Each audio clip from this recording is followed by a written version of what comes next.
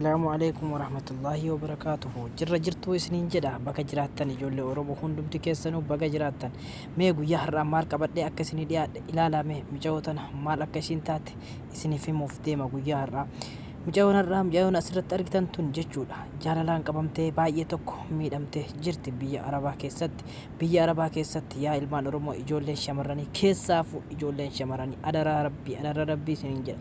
nuti ilmaan oromoo bakka hundattu isin gargaarra waan isin rakkataniin maaliif hamman hunda uf cinqitanu maali rakkinni badhee kana hundaan isin gahee jidduu kana keessatti isin rakkisee jaalalaan biyya ormaatitti isin raasee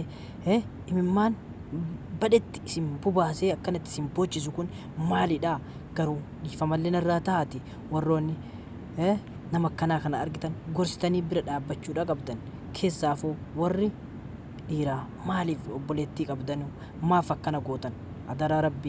rabbii garuu baay'ee tokko nama gaddisiisa kanaaf ijoolleen warri shamarranis akkasuma waan akkanaa kanarraa uf qusadhaame adara rabbii isiniin jedha irraa uf qusadhaa uummata akka bu'aa takka hin qabu wanti kun bu'aa takka hin qabu isiniif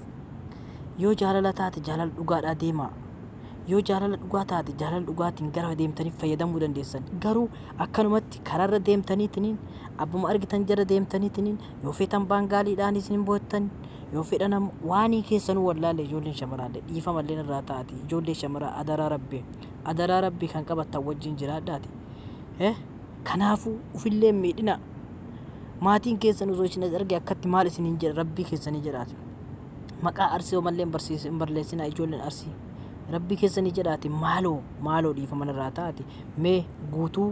viidiyoo waan isi akkaataa isinitti boottu daawwachuu namni barbaadan ilaalame amma dhumaatitti imaa ilaalame